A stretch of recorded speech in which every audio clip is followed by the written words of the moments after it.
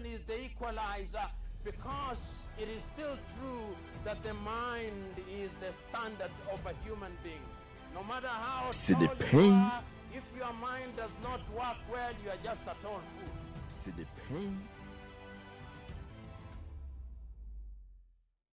Have role models, and the role models, they are pragmatic. See the pain. A pragmatic leader like Dr. Kwame Nkrumah.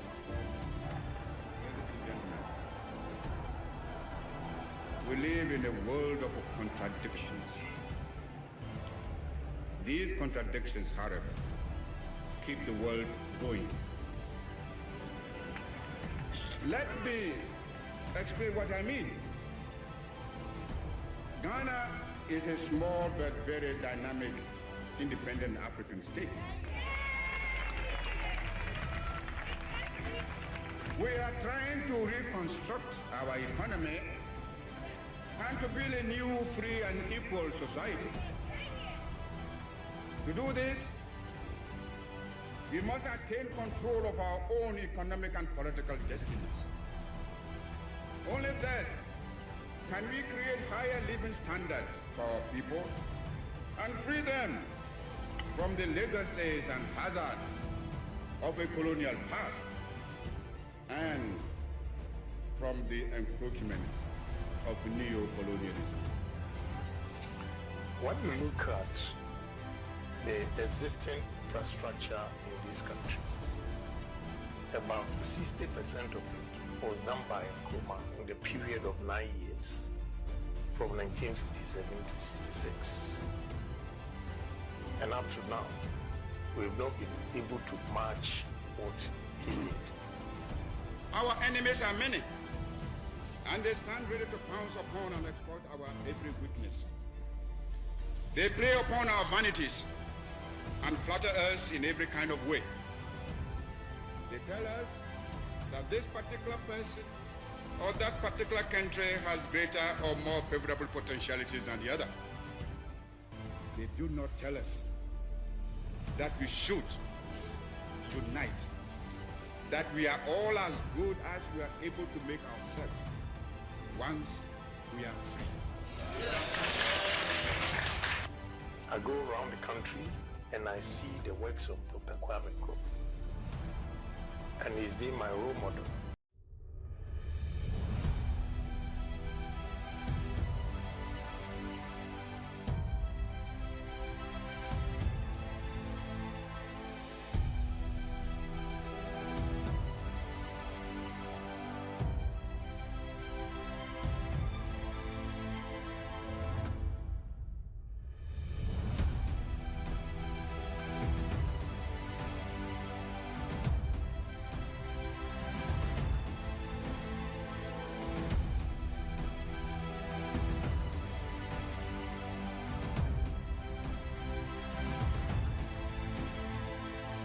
The Chinese president summons all our presidents, and they summon them.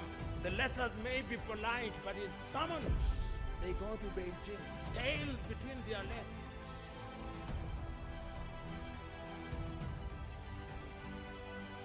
Mr. Speaker, the cocoa farmers, they have reduced producer price, and Erikoboku cannot be found. You have done the same propaganda for 15 months. Today, you have been exposed by electricity charges. Electricity Tariffs Act exposing you that you are not doing nothing in government for the last 15 months. You've been exposed by water tariffs, that for the last 15 months you are not doing anything in government. Mr. Speaker, business owners are suffering. They cannot pay electricity tariffs. Mr. Speaker, cocoa farmers are suffering because you are struggling to manage the cocoa sector. Mr. Speaker, this is nothing other than propaganda. Mr. Speaker, your government so far is government by propaganda, or propaganda with propaganda, and full of garbage. Mr. Speaker, thanks for the opportunity.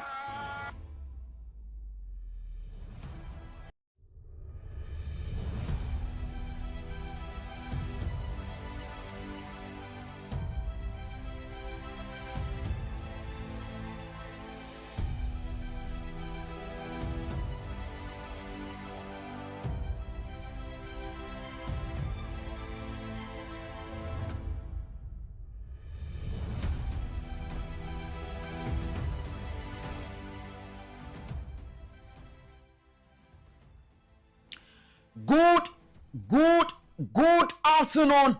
Raised to the power 15,000. Another beautiful afternoon.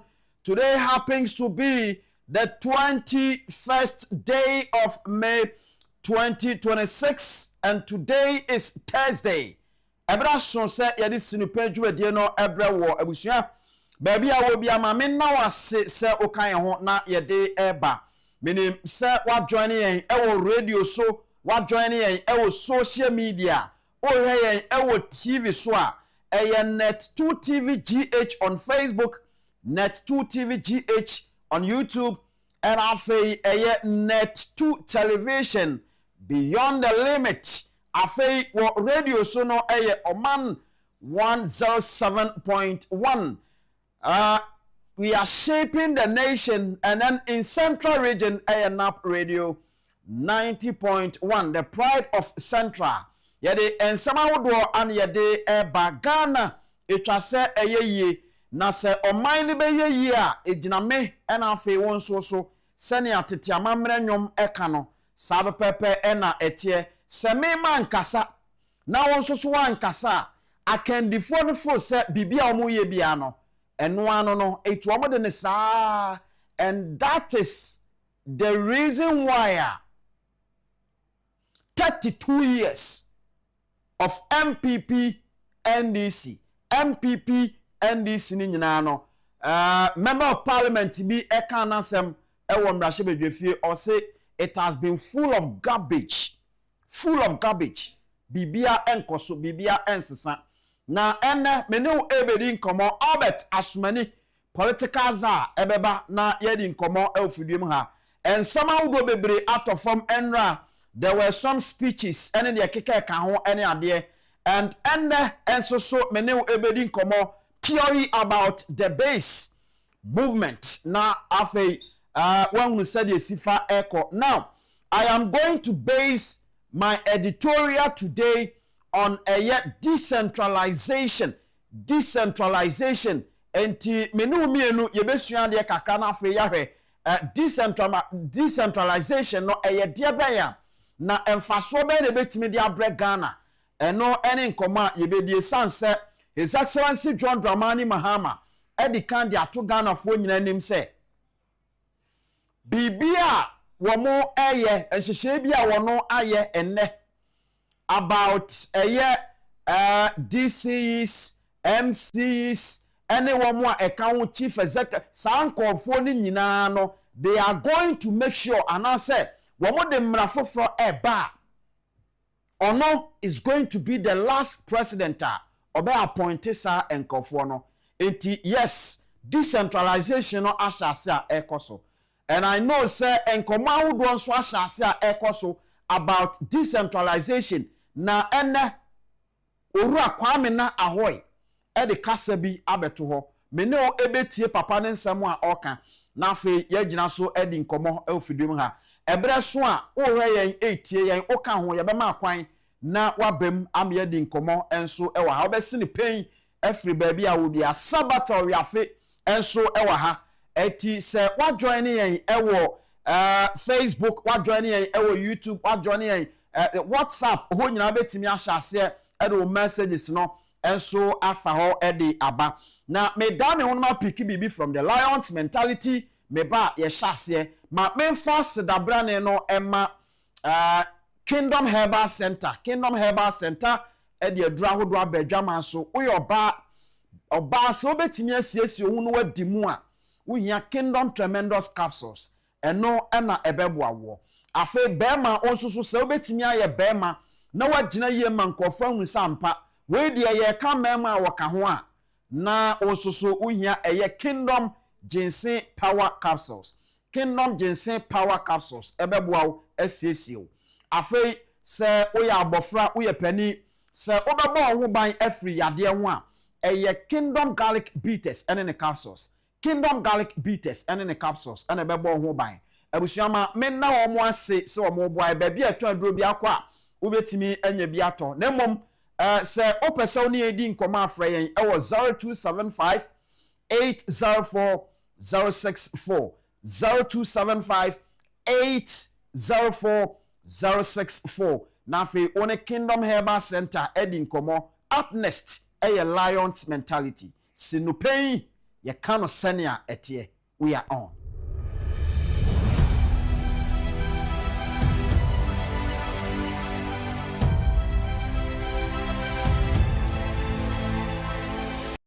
Osho said the greatest fear in the world is the opinion of others.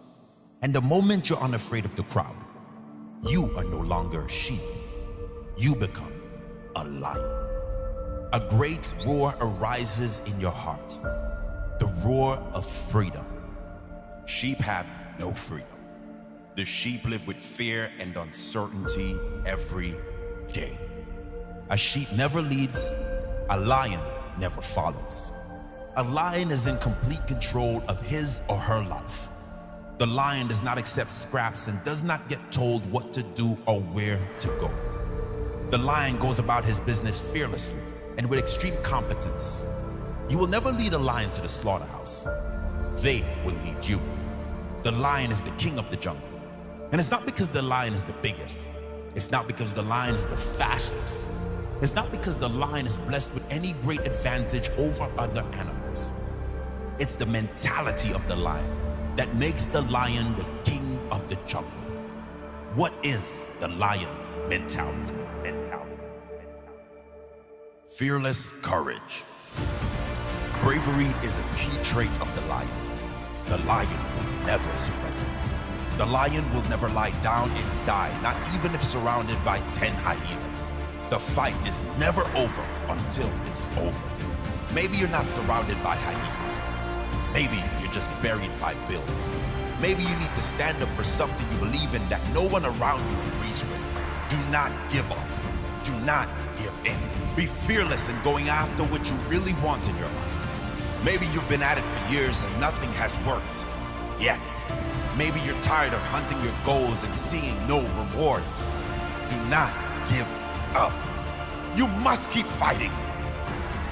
You have no guarantee of success if you keep going, but you do have possibility. There is a chance. The only guarantee comes with quitting, and that is the guarantee of missing out on the life you really want. Keep fighting for the life you must have, regardless of the hyenas. No surrender.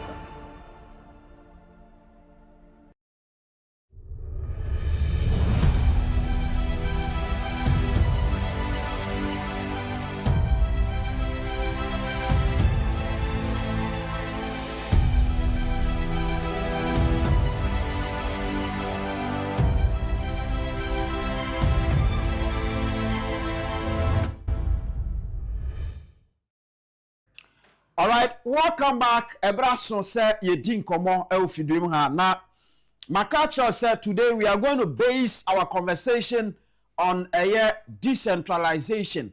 Now, ora kwame na ahoy. Ye nyina ye nim say papa no eye obi a talking about a PNDC NDC. Ora kwame na ahoy anase the Ahoy family womo e play key role at as womo shemu ankasa. So, 1992 Constitution, ene niyama hudwa, NDC ababeye wa Ghana henyina no. These are people wamo etayechire. Na talking about a local government system no, oyobi a wotiasia pa. One central for Asia Eddie Nkomo. Now, ma yentie papa no, one central for Asia no, Nkoma omudi ye about decentralization. Nafi yemra back emedi nkomo ewa ha. In decentralizing, you must be aware that there are separatist tendencies. It is very easy to move from decentralization to separation to federalism to balkanization to secession and to the breakdown of the country. This is the reason why we have a very weak regional level in our decentralization system. I'll give you two examples. Don't ever think that Ghana can remain or will remain Ghana forever. Ghana, like almost all African countries, with the possible exception of Ethiopia and Liberia, are artificial, or Ghana is an artificial colonial construct. But for colonialism, there would be no Ghana. In fact, it is most likely that Ashanti would have conquered the rest of Ghana. They had. It was the British that stopped them. So when you have an artificial construct like that, with a very strong empire, and Ashanti was an empire, and you say you are decentralizing, you must watch what you do. Fortunately, we have had very wise Asantehines who have not created a problem. But if you get an Asantehine who is troublesome, he can create problems for the nation Ghana. And I'll give you 2 examples.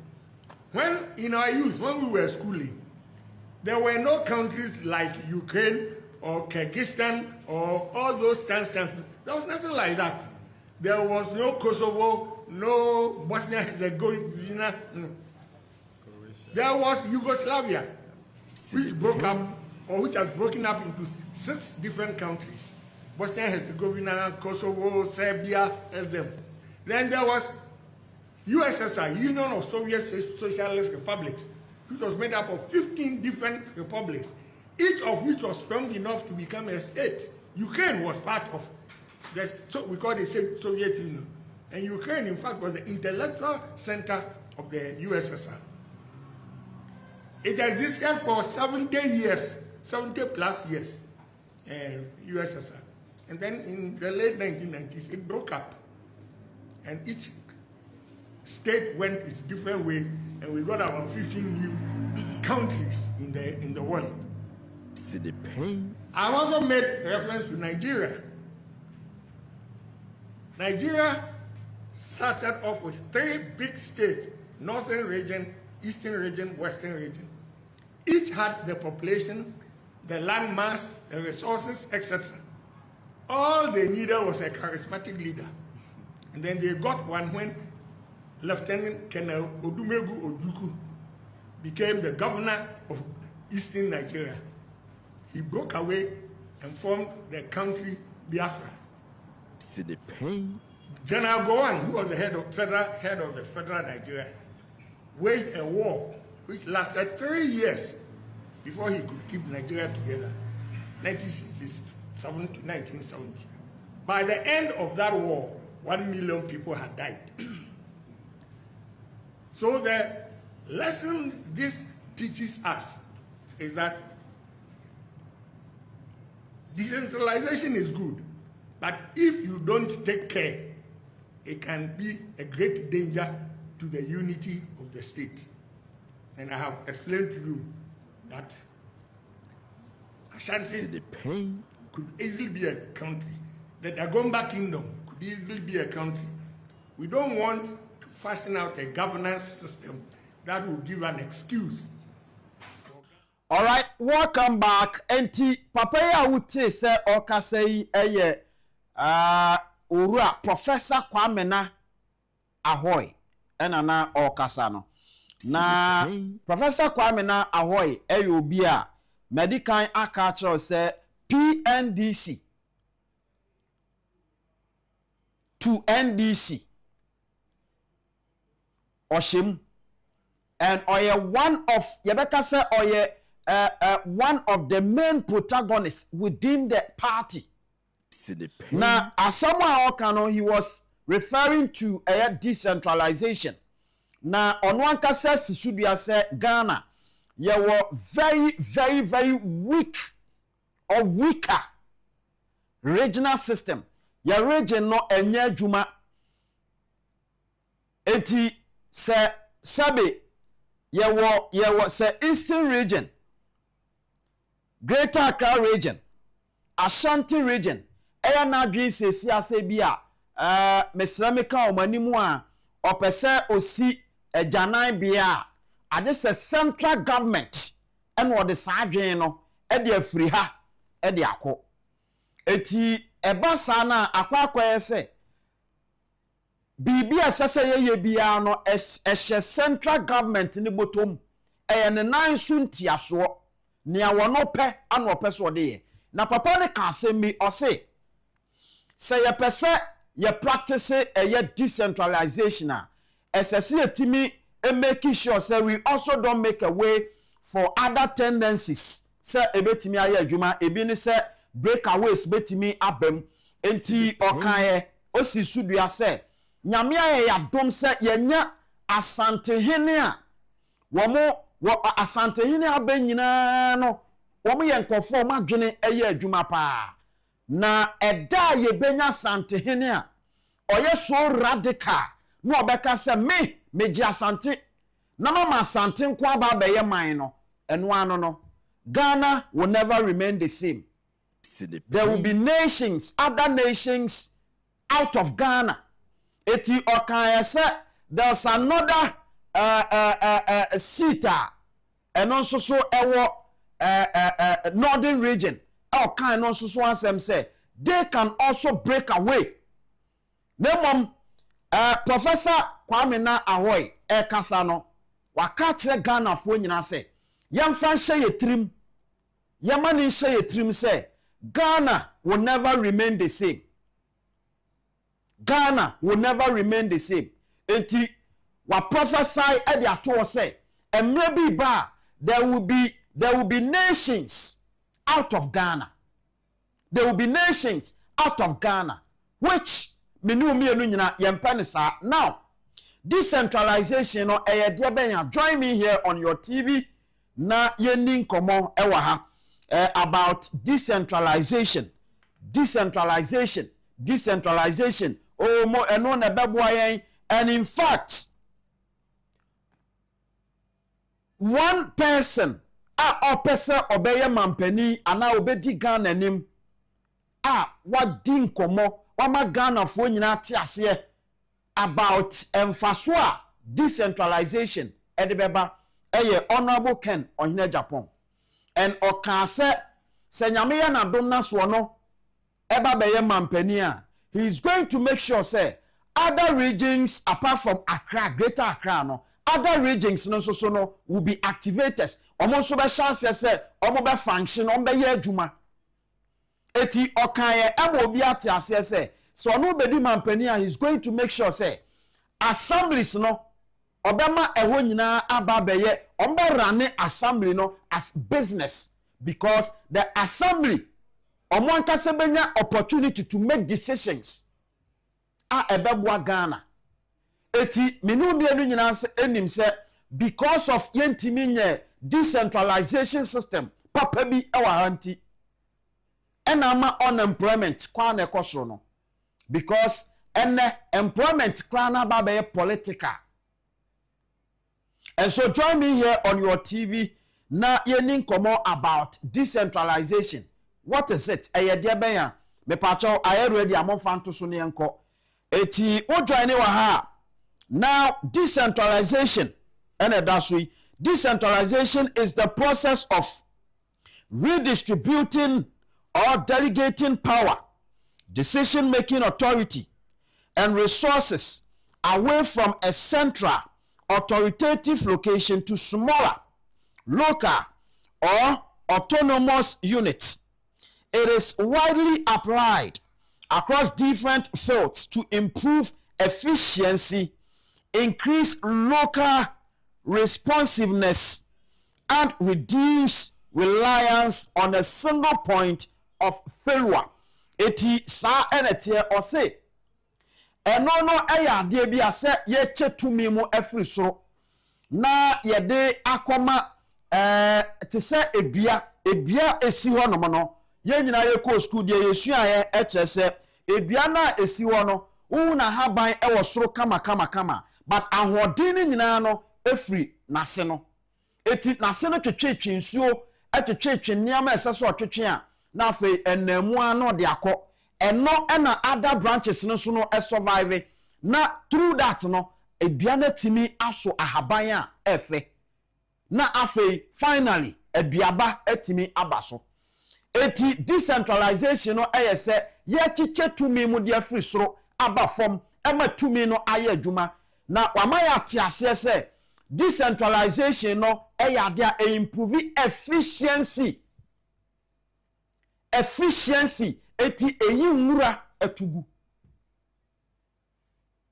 afei wasame ate ase se decentralization no so no improve eniama ahugo bebre because sesebe madina haya yewe ebeye den na central government etimi ehu problem ankasa madina for wonu anya no accurate especially whereby ya nim say there are political liars your politicians omutwa ntro omukoma mpani okoka kire ne say eniema say na ekoso say na ekoso nso na ntesa wo mutwa ntro but say you decentralize it na you make decisions no ewo ye various constituencies nim ye various assemblies nim a afei ye be wuri ye problem no na ye hunu kwan ye be fa so a ye be solve ye kan UAE the reason choma ye no oil money no they share it among themselves oil sika no sika o mu benya revenue o betimi generate out of oil no omu che sika no edema ahemfo a omu wo ni nyina eti ahemfo maako enkono no ye fo mu nyina behiem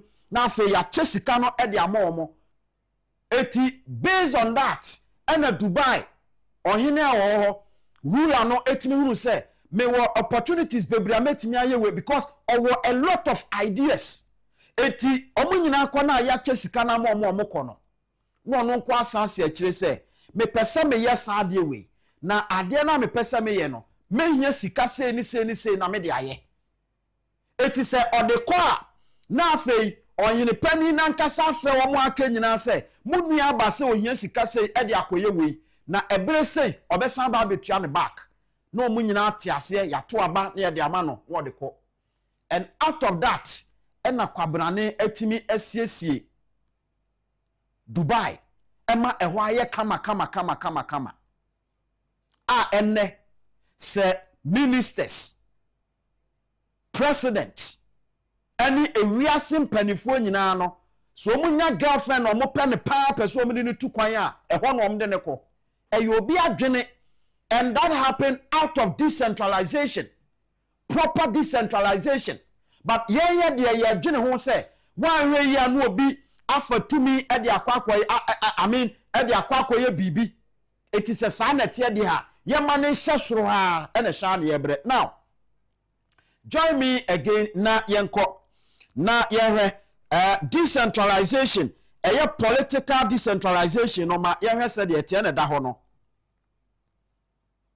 transferring governing power and decision-making authority from national to regional or local elected officials. Administrative decentralization and so or say distributing day-to-day responsibilities, resources, and management functions to local branches or lower level offices.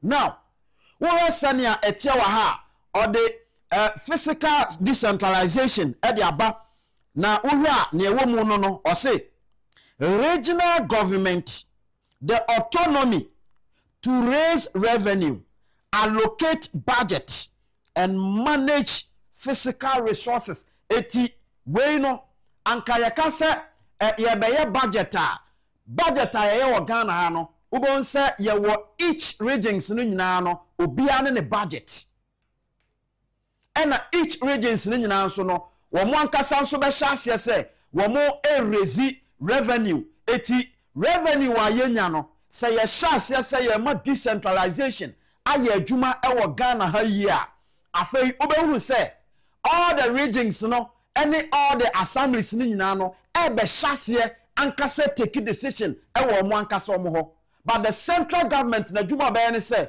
obe supervise wo mo to make sure say eniema eko according to plan. This is what we are looking for.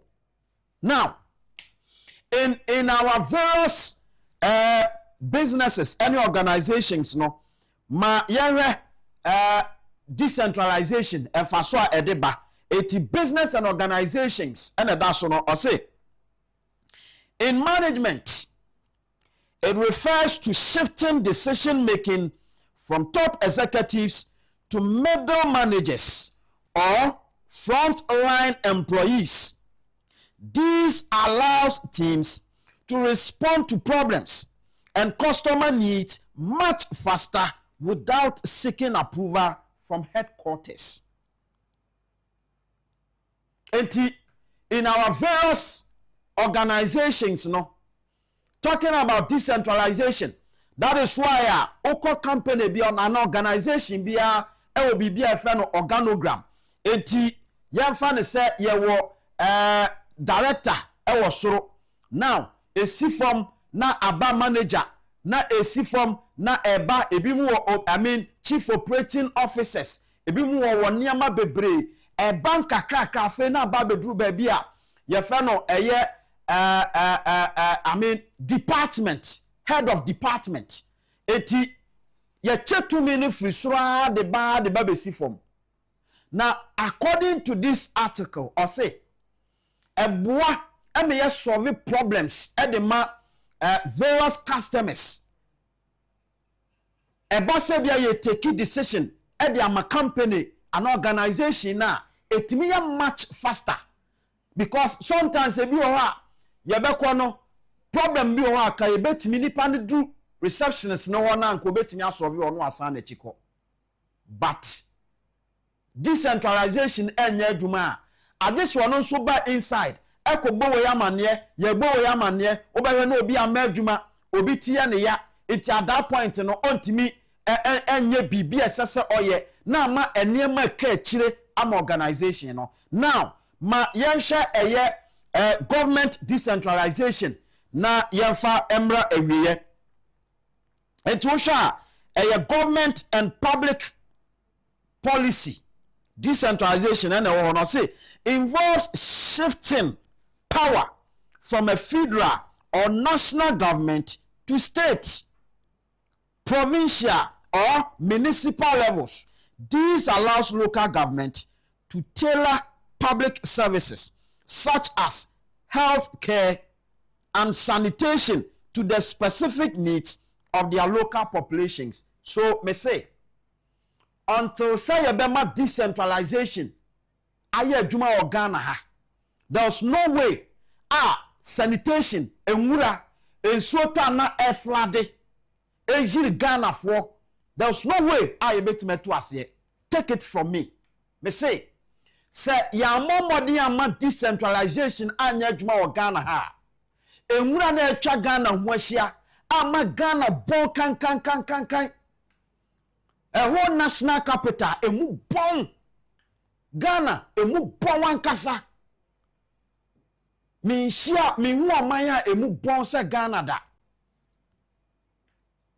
eti Ghana ye kan because tumi nyina no wosoro ho ana omu kuta tumi no de tesoro ho uhu ade omu de tumi no ye enti ombetimi aka so me yankwakwaya saade we ono na nisuade hunu political party no tia konwa so no na nisuade hunu yankwakwaya saade we but ubekom no na ade a wo moye ewo that constituency nim that district nim no na enye the main problem ayo eno no, but political party na nisuade hunu ane ye denam eti ebeye den eno man we yetimi akoyenim.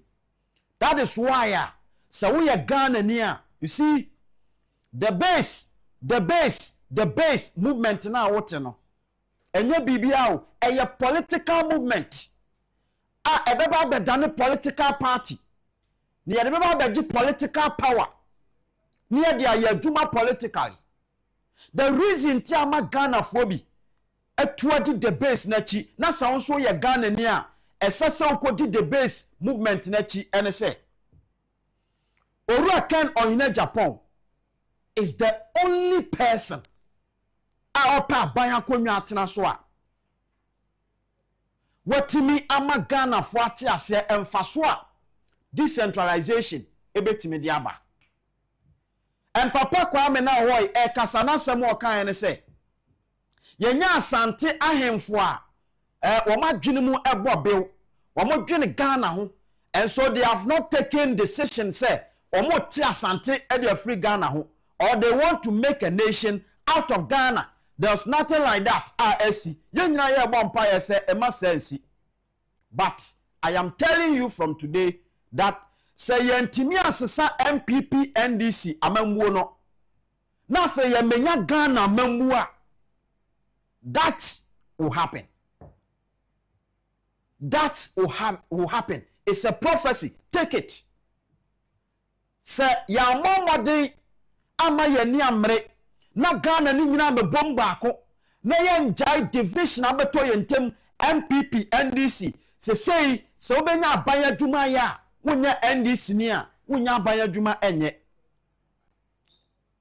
emre bia besen ko se wonya MPP ni a wonya abanya dwuma enye eti ye ne tantantan se ya nam Ghana ha. What about obi a wonya na adwene se obe join the political party no se nipa no no de hemfa no wonko enu nti employment aba be ye political enu nti anytime obi pe adwuma e wa assembly bi anko betimi aboa ma niama aye yie no se nipa no agese ye be declarance from central government e wo soro ha ansan yetimi ama na adwuma ama na ye enti ye be koso atena saade we mu a e be kwa kosi da ben se ye betimi asesa ye nwura yie ye betimi aye bibia betu sanitation ase efi a emre Ghana ama Ghana ye tantantan na unless we take away MPP and NDC na yetimi nya eye Ghana amambuo ebeboa Ghana osagefo Dr. Kwame Nkrumah amambuo kura no amanfo se amambuo ni nkoye amomote wo na MPP ni NDC. And that is the main reason why so we are Ghana here. It takes one person to bring about change. The change that we are all looking for. Ye nyina ya hwehwen sakraye. Ghana fo adwen ahyase eba wo ho so. Enu nti ena sese Ghana fo ahyase a wokọ various constituencies a wo moto aba edema independent candidates. Because now look at what Kwame A+ is doing. So we are independent candidates. Na se o sheshe niama se ya obia or ye MPP or ye NDC obia etimi enya ho mfaso. Anano Kwame A+ mi hu no ewo your friend said China. Now all the car dealers association what gather omo nyina no oni omo eye meeting pointing out to them the opportunities are ewogomwa for them. Eti eseso omo ba sankofo we ti ase na so omo ba enya de ankofo we ebekwa akwafa China fo omo aba be adwuma Ghana fo binmu a wo constituency ni mu ebenya adwuma ye. That is why me who say on phone accessories company bi edin komo say they should come. Already these are people wo mo supply Ghana for that.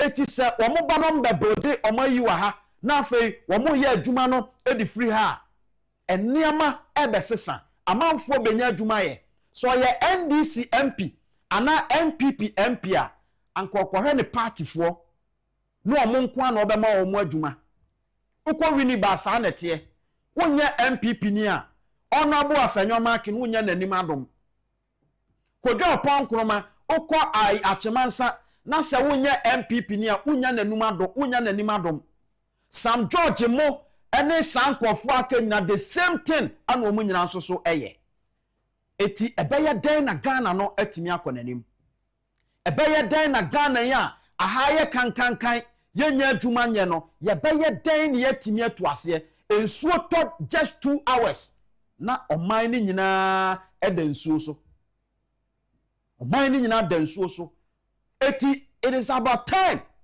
and peniphobia to ho asiwasa look yenim say amanfo bebo ye dibone the likes of Orua George Otibonsu Dr. George Otibonsu ene na pamfo Jacob Oseye boanom ene wo aka nyina no eto mo ho asiwasa look mayammo abo Ghana fo anyina no ne amo nti ase se enya bo apayo enya bone kwanso na mom ya tena se ya bobra yenya sika nanso ya hwani ya da chinchirima ebebre na se ye bebobra nya sika eti bibia ye pebia na ya ntimi amoama nsakra ye bi amma ema da chinchirima menya mfaso a na chese bae nyina mfaso bia ni so na nyankopon ne hu se nyankopon ne hu because nyankopon na boss so bo asase no nyankopon eye proper decentralization saade we ne nyankopon nim so obi beye laptop yesi hai nyankopon hu so obi beye ne daache eti obo Adam no eno ma Adam etu ni din eti Adam etu ni din ama yenyira ye hu se we ye fa no laptop nyankopon at the proper decentralization eye adwuma. That is why Oma Abraham ebeye the father of many nations. Many nations. So God believes in many nations. God believes in decentralization.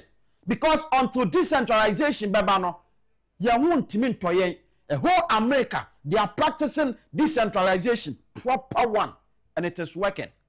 That is why baby Abekobia Americano, Winya Jumaye, baby Abekobia Americano, a dime papa and womasisi, even in their villages, because of decentralization. But yet here I say, ya here near the to me show being someone. Why here not breakaways abem? Why here no more bad making other nations out of Ghana? Now to me now the showers and what me there be papa. It ya different someone now yede. To me now ya dia share MPP ni NDC in some so many years in no. Ya musa ya won say omo timi dia be papa. Omo dia che omanim. Omo dia che omanim. It is a say yaje. We are Ghana near join the base movement no. Join it. Ya will meet to NDC, ya will meet to MPP, and leave them and join it. Join the base. And they are no say Oru Tibonsu, woman number before and run no more tamale. Woman nemu all the 5 northern regions no. Very soon you will hear said the base movement no. Ya announce their headquarters in the various regions. And very soon, in the various constituencies, they will begin to announce their offices. They will show you the office in bra. Join us. Join the base movement. Join the base movement. MPP ni NDC no. Oma be chairman nim. Mumaya meka man nim mom. Go mwafo transidi no muhunu say ya man nim wa che. Because MPP ni abediko, NDC ni abediko. Enso ye hunu hwe. My Yemfa independent candidate, Kwame A+ Emra. Today, look at what is happening over there. They are building a whole port. Na se sabe yama ye ni amre na ya MPP wa hwe ame ya na nkofom omutimi nyo bia hwe. Ye nyina ye mema. Oman no eye Ghana for ye nyina ne ye dia. Yankasa MPP ni NDC for dia. Eye Ghana for nyina man. Forget about them. Forget about them. Join the base movement, it will help you. They say just type thebase.com. Thebasemovement.com. Thebasemovement.com. Oko Google now type here, beba, you can register there. Yakikaya humom, proper decentralization, young family, because there are opportunities. There are many opportunities across Ghana. Say you decentralize your mind. There's no way those opportunities no ebetimi aba out. Emma Ghana for enya so mfaso. When in command menu aiding in there. Proper decentralization. Decentralization. Ya dia memwa the base ni dia memwa. Ejina ho Ghana for nyina. Onim NDC nim MPP. O create opportunities o create ama Ghana fo nyina eno ne ade a esese wudi akire eno ne ade esese wudi akire ayeye wadi yanum fo yachi ayeye eye and they have proved to you so muntimi fa bibi papa bi ama danse o monnam ena munya abotre aduya so ebedu so enso mu wakonya na wote so no wonya wadwere se obesi fam obi nso abetena so bi eti daban na bedu obi so omoboa eyendada ena party ninti omoboa eye Ghana nti consider Ghana first. Put aside political parties. There's nothing that they can do for us. Oma chire yen am yehu Mami Fensia, Albert Asumani, political zabe joining me says here na Yedin Komo. Your family Anthony Kofi Inkum Dazi, from Mr. Inkum, No Pein, your cano senia etie, we are on.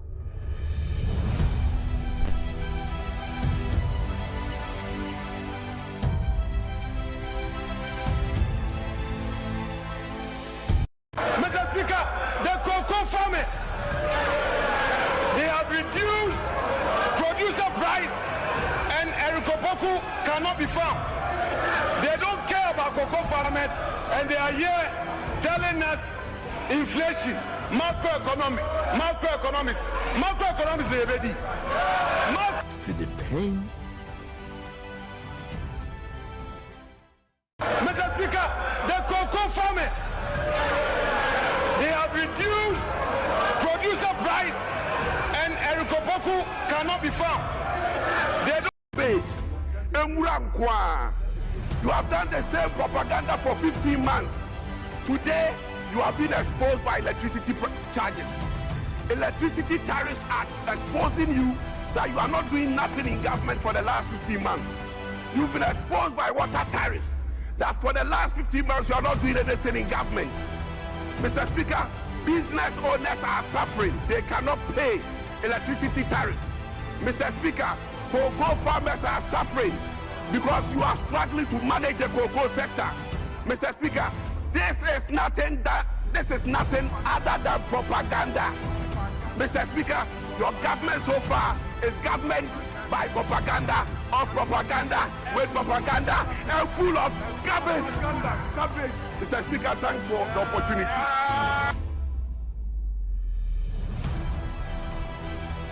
See the pain.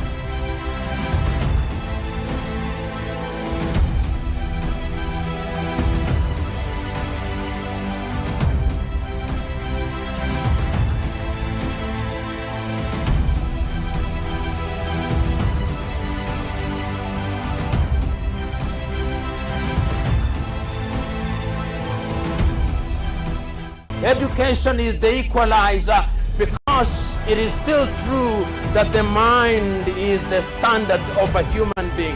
No matter how tall you are, if your mind does not work well, you are just a tall fool. See the pain.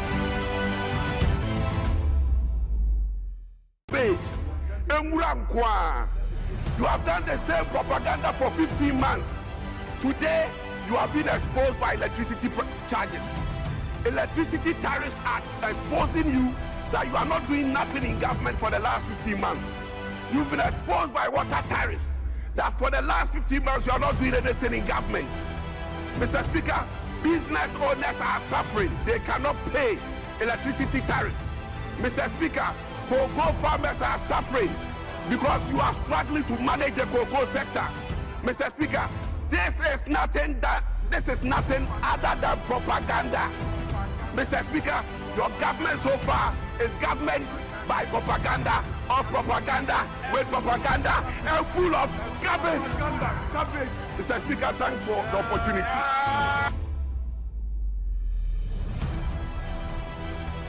See the pain. But then they say, I am not serving only country, I'm serving them, and especially the youth of this country. See the pain.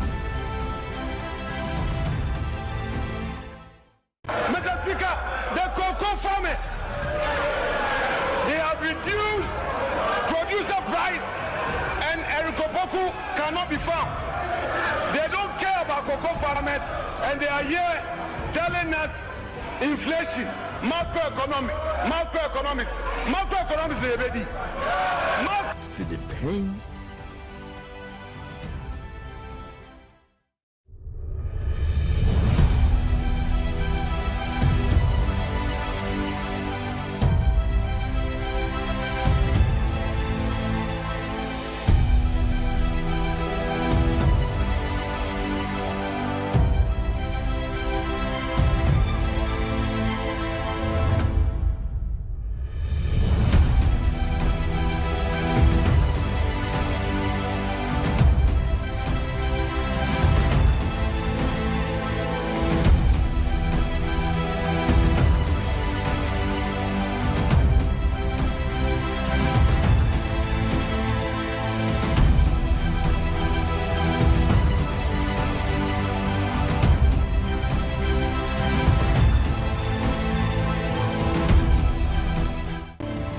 models, and the role models.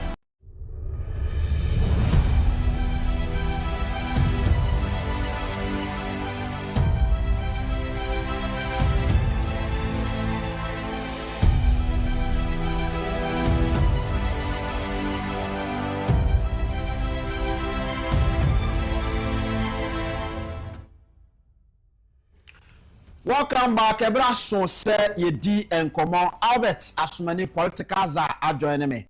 Ya ebe di enkomo onim se ene ya wada ye boboko ifiada enti edu sabre ya na chese energy no esura na eko enti ene nso so bibi foforo ane de ba.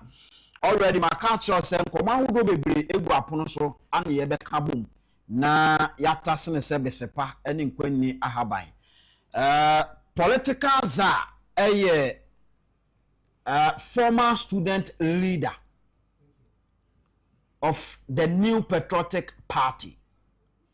Na oye big fish eti the base ye fa kwan ye de ebe fa so ne moving on from MPP near the nako the base movement.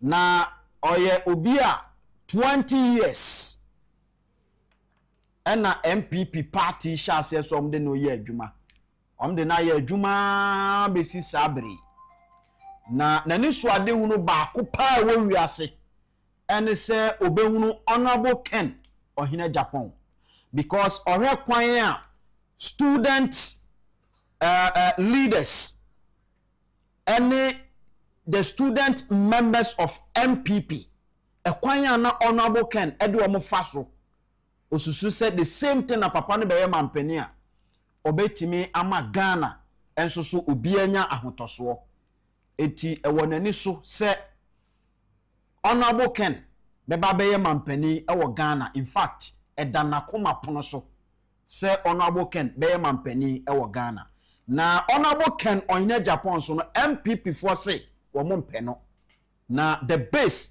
ya bie ya tabemu e de gina wa tu eti se orua Ken ohina Agyapong da na koma so no yensa ka ne pe Albert Asumani or automatic ye de ne ko eno ano no political za bibi aboko de mama wa bakwase the propaganda de introduction bakwase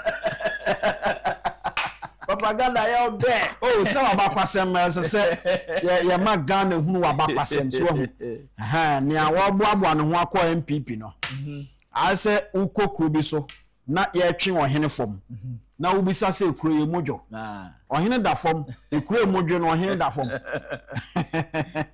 ye twe na se ro ma kai se jo ya go bo pa the crazy was wo so wadu tu aduro na ntwe ase enso eno nso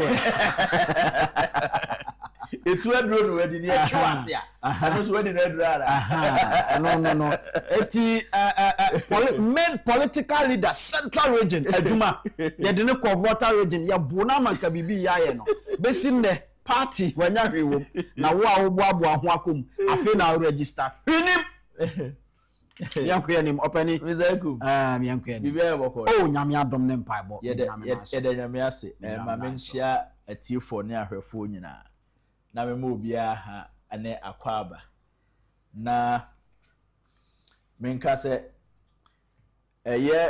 ye political terrain no the way mutie no esese yen a ye di politics achi no it is our responsibility to make sure say obi a oye lead political party bia no oye member you should have a voice you should have a voice in the extent that we MPP ni we NDC ni esese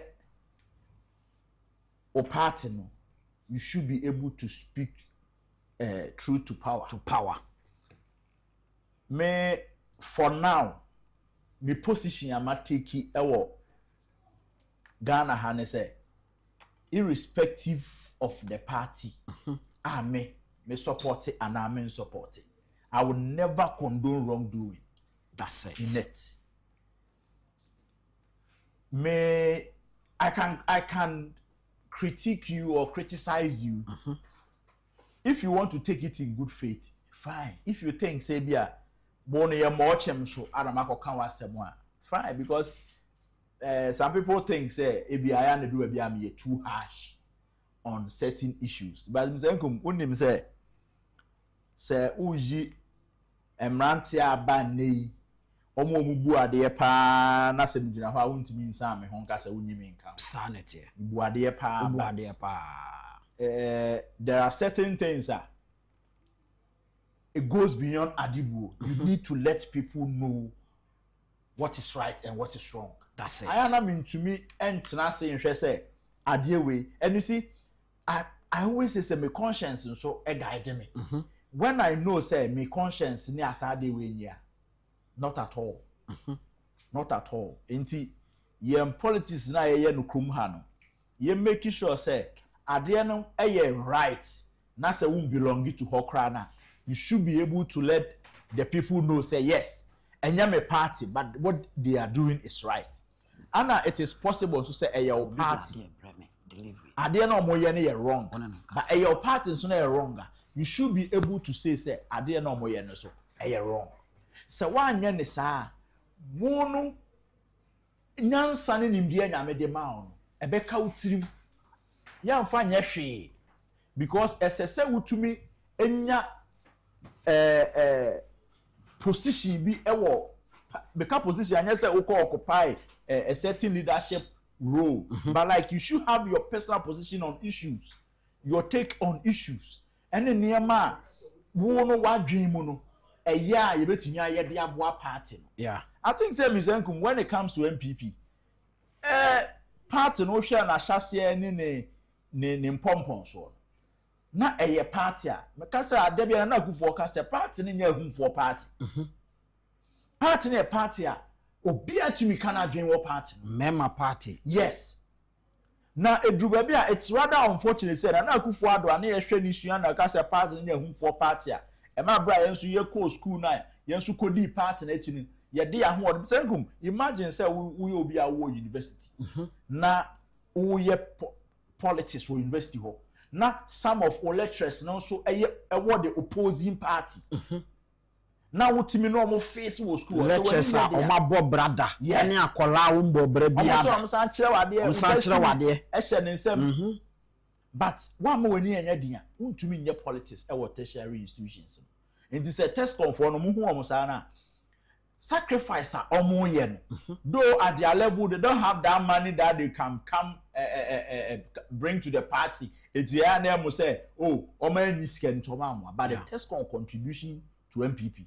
I am telling them the income and the MPP as almost penny per 20,000 and net. They can just rely on the TESCOM members, they'll produce them for any program they want. Oh, enti say uko kwaye say juma na oba unyi uko enim na oba party numa sa spirit na ese o man count. That's it. But it is unfortunate say na akufo-addo dem say be kan ye hwe ni suan no abra obenya atumi be di president ne era ana na fi party nipa ntumi nkasa. Party na akasa na wakoye ayi or they saying ye brande as internal ya no na so your town for my party. Yes, because uko kasa aden na oye MPP ni na wo kasa against enyoma enye e wo party no. Yes, ye nsi entuma fin wa bonten, but ye ma won so mfa or they saying so na ye si niema no so behwie mu abonten. So behwie gu abonten de na besi wo ho. Na besi enti ye nyina enti me besi behwie gu abonten de a ene SSC esi na abonten. Whatever you do in the party, you make sure, because me as a person, I have never known any party apart from MPP. It has been party na me do party no pa. I always tell say me that's MPP. Yeah. The only thing they say odona me wo ma party no eswati entise first no. Yeah. Entise first no because misenkum eniama nipa ye ene odo na ye ko rally a ye bi gina platforms ye na egina wie no ye na eto aba na ye na ye adwuma no. Yeah. MPP win a full soldier ben ye ma no ayi minister di Fuso ya ben ye man board chair and I say okodidie unqualify. Fuso just some bragging right or mo wan say ya ban wa ye part wa ben And so here be kwa ni ona ma na ye ne wa ban mu ana itama ye ba ye no ana tama ye ba ye no enti sa nipa no on koso nso nye tama ye ba ye no we opinion you have to be sensitive to the plight of party members when na hwe amanu ne ba wie school wo peso okọ ayi Wesley girls sawa ma ne ba na nko Wesley girls a Ghana ni ba na be ko Wesley girls no o party ni so ho ade na wo mwa by drawing say greediness where ade ba ko pay ball na akufo-addo aban forma and na am MPP aba opposition no enye say aban na amod ho modern in policies so I am telling you say e aban na djuma wo ye ana ye hwe ho e de ato aba pa de a ankanye na akufo-addo ni substitution ene John Mahama say ya djuma pa na Ghana for hwe ho to aba say aban na anya djuma yie ene em say so ye no wanye enti alternative anka the alternative is not John Mahama because na akufo-addo aban ye kwani John Mahama de aban bisankum eti said the abrewawu na de abrewa di ade ayie na no otu ashe da no enti enkanye na akufo-addo mepa me na na bi na bu be kire me wo se asem na aba ana sase agya free ana nkwampa gya dayo yeah na kadokono kapre nya ho nchina mesempoa yeah na okokofa aban a eba ye twam na akufo-addo aban na ka so pe aban aba be sabe ji Ghana for afi we mu a anka ne John Mahama nanso enam se empanimfo no na pesemenkum nya shomoma omu nipa omu from Agyapade left right center yeah they were same thing and then NDC for even NDC by the end of John Mahama's administration I tell you the corruption cases was skyrocketing. I am telling you. Because most of the politicians, you know, they don't have Ghana at heart. I will continue to say this. They rush come to power and come and milk the state. And to say a party, now the party next year, voice, your voice has to be heard. Men na say kaza na me na me party weni no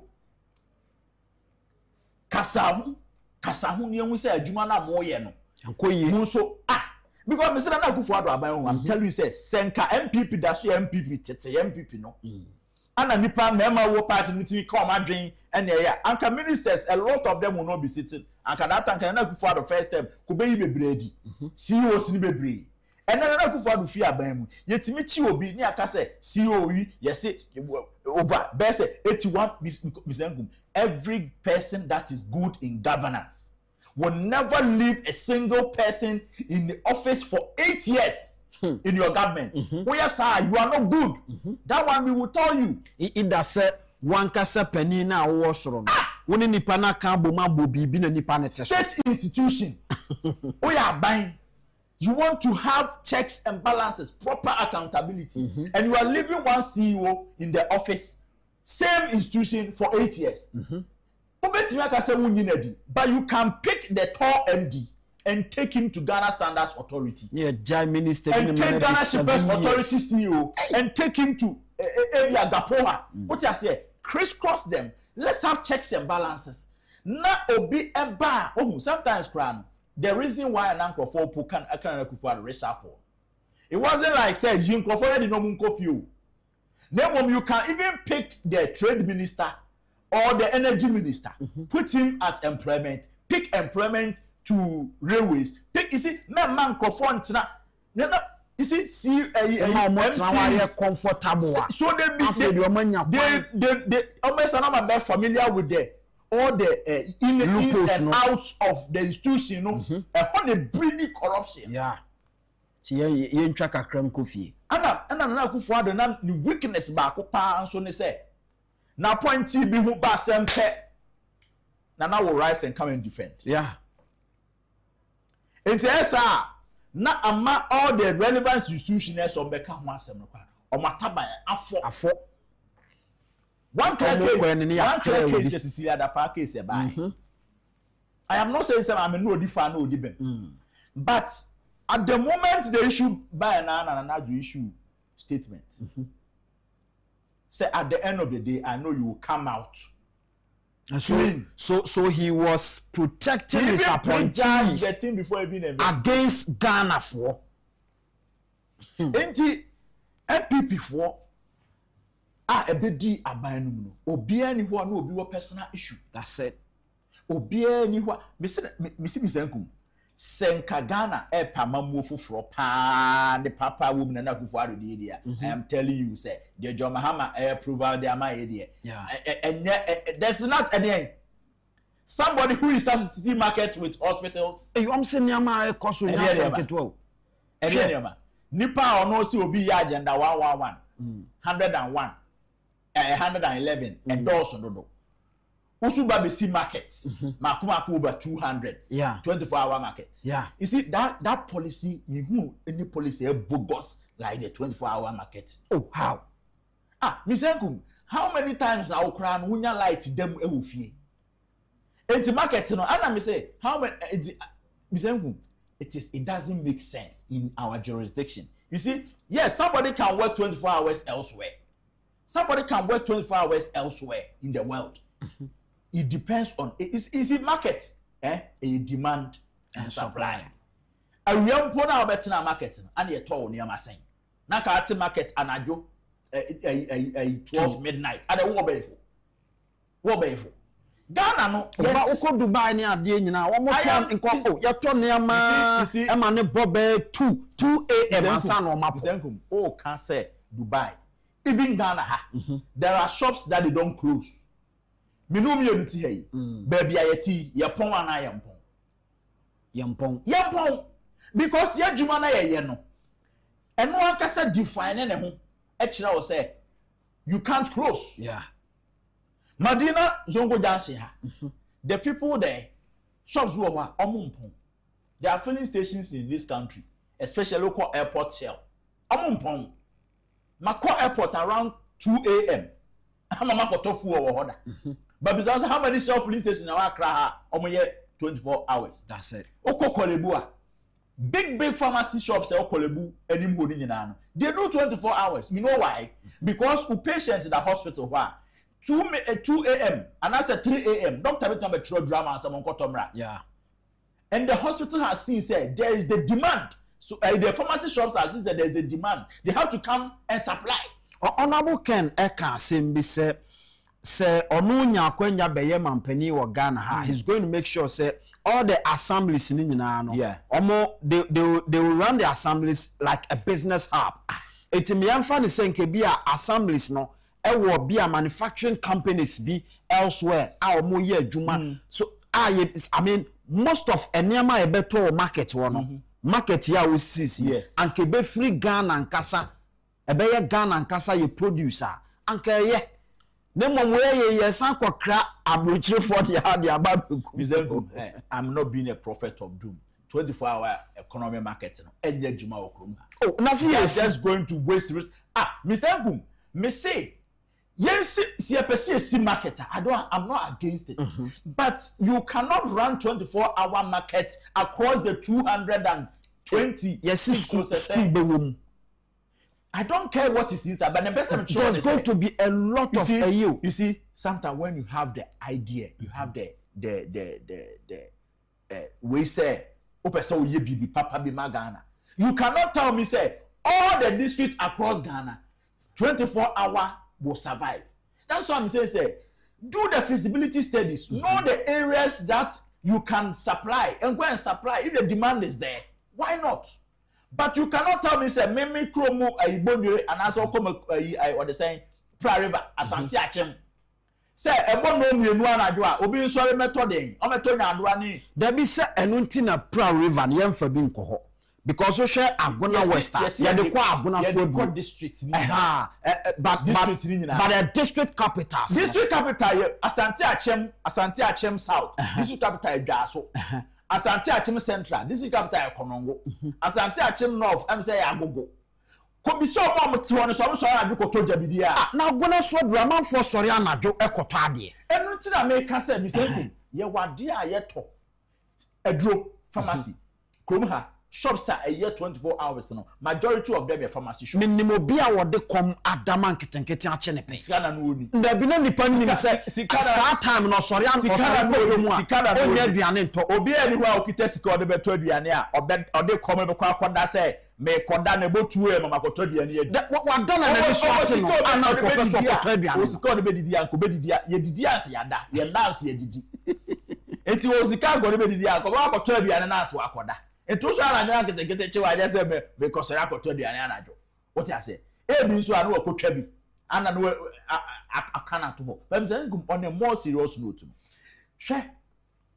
when you want to bring some policies, we call it policy transplant. Maybe a wako Dubai, wako US, when we say or the same shops need be running anajo. Go and ask them, say, is it all the shops in Dubai that's run 24 hours? Ebi pusopong. Ebi mopong. Enti what share sector now person will run 24 hours nana. There was certain area B. Area ho. There's a place electricity or the same crediting. Those days are not young tall phones so I saw the card. Yeah. There's a place I know because they realize that on that you can't depend on open my abeto ECG. So they decided they will run 24 hours. And to those areas, no, or yeah, and you to baby crazy, you can how be near the ato. But so area ho now what's no. Sa benda na ho no obetimi abie anajo be 1 month na nipa ba akopɛ na abeto. What be say won say the electricity cost. And then nipa na gasa wa employ no ho anajo no because the oba adwuma no pa no untumi mo no amesra ho anajo. That is why employ another person. If the demand is not there and you come and you say want to supply, how are you going to make money? So you cannot introduce 24-hour economy just like that across Ghana. Yen kasa ya mamre okrum ha. Ntinka ususu se nke bi omo nhase free baby. Na yen fan triple down. 24-hour economy no. Esese wo hwe it say area bi say Madina ha. Meti say ye 24-hour market e wo Madina. I will not be surprised because me mahu say zongo dance ha. Omo na. Yeah. Ye ya pon ye kofi anajo no. Afi na obi di waduro. Waduro ba omo be wo fufuo. Omo fufuo okwan no. Omo fufuo ha na. Payment no. Akwa asase FM no wo so nam ho anajo amade achi ukọ baby ti say osu Oxford Street baby amo akon eho ho sa baby ana ayikoyi what they saying senior tornado call last time say so ne ko what you say wo ho sa baby ayen ne senior tornado call eti ese so who say 24-hour market no it will not survive everywhere. All right. Check mimikrom bonire ebo 6 na so koto enwo una odi sika ben free asa de bre no ye nton ma bidie ye nton ma omo tradition ni kra kire se ye no aduane anado enti no sa ne ma no 24-hour economy no a market no odi komi krom bonire a on survive. But yeah, the sounds so tena Ghana ha emwaye ebre ko nanim no esese ne amasesa. Every rational human being our team marketing as kire o say before you see you can't impose your ideas and your product on somebody. No, by Drew baby you have to impose it. No, if you impose, you see this is marketing. If you impose that I'm not buying. They will buy. Definitely buy. People will get familiar to it. So the first thing is that before you produce tapoli, go to the market. Go and do market survey. Bisa won say any person na use blender. Any person na wap apotoyoa. Any person na ehia tapoli di apoto ade. That would inform how many tapoli you want to. Eno na omoye ma Ghana for etiase sampa 24 of the campaign. And Ghana for buy into the idea. And ya tuma now 2028 is just ahead. Eno ayate say Dr. Baumia enso atiesim. Yeah. Just say eno kika kansema hodo bebrebe. Na me baby o kasa na eduro na but ebia na refree o kasa mti ya be fan sa. Wa kansema hodo bebrebe ni say watie bi wa hwebi. So far Mr. Nkum, metie Dr. Baumia ni engagement no. I think say every flag bearer or opposition there. Ade obeya na oye. But ne kasa no mu no enema mienu na obo so a na mehwa all the time I say Dr. Baumia, I don't know whether he's serious and I say ebia MPC it means business. One or say they are no more healing and they are done with introspection, so they are poised for power. I say hey MPP and Namabu. You are not healing down. So are we? You are done the introspection. It's you see, 24 so mama ewu na se edi agro na aso wada no si aboni enyi na ekofi akodidi a obechire bia obekwa akodi wampesi. MPP now you are telling your members of parliament to say the MPP no you are done healing, you are done with introspection. Party we no boy. Na me say kom hwe enema MPP hwe I am telling you Dr. Mahmoud Baumia so obey to ne boss no sua politics no wahu why experience a obehu enkrofo ne na nam ne nche ni nyina no me de mahu nti no menim say sa de nya because he has won the flag bearers into obia beba on chen no abesere obia beba on chen no abeyewe but I am telling him say MPP enye party a wa healie wie ebi a healie wie bia na emu no kro no wom I just say yes ade atwa no wan treat ni na animu ni kata ne esi ewu amono ade pim ya na fa start free moja eno nso ku eku nipa chese udo mpekura be pro. The MPP need proper introspection, proper reconciliation, proper party realignment, and make sure say party for na 2.1 million anto aba mo no e de ma ben and ye and say do ma ba minim what they have done, but where I sit I know the party is still wounded. I know there has not been any proper introspection and to say obetin ani na wa ye ne nioma emre ni homa no crack because 2026 year you mu a na say hu I say e ko ye be kwa akoto about 31 January enne e 21st May kwa emre na ekọ ye nya 2027 a 2028 the election year and come na niema ekoso ye kukurumpo ni ebesoa hwe the mass disqualification ekoso ewo MPP eyi or the same polling station elections no and tokwa esiwo ya bonkofuo tuo ye MPP mu yeah polling station election I'm telling you ye feeling ye do na osai aba beko ye nya electoral area ye be fi electoral area sa ko constituency and see a region yaba national ebeye bloody enti eho kra ntokwa no kra ne manwie na say ya begina say the party is done here hey no enti na make say bia in his mind no or pese or motivate MPs no kan because enema bu anobo boss to MP na you don't have to ene obi oye MPP MP. Dr. Baumia doesn't have to go and remind him, say, let the Ghanaians know we introduce national health insurance, school feeding program. Sa campaign ye twemo. Sa eniaman ye twemo. That is not going to be the determination of 2028 election. Policies no. National health insurance and school feeding. And then they campaign. That nankadia no fanko. And then they campaign.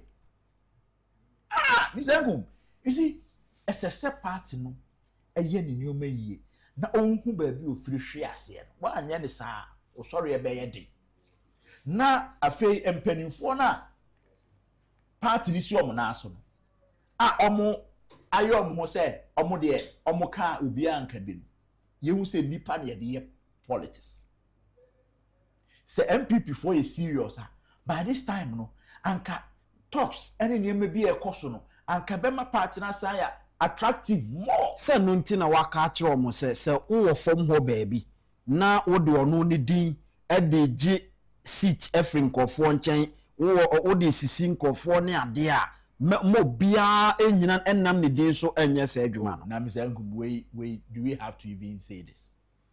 You see amanfo kagu ni dimu amanfo kagu ni dimu etimo amame na nyanya nyina ne ankasa Dr. Mahmoud Bawumia no sane man e koso no he is part and parcel of it. He is part and parcel of it. Sisi wa flag bearer on fa the nancy form man is so nipa anim.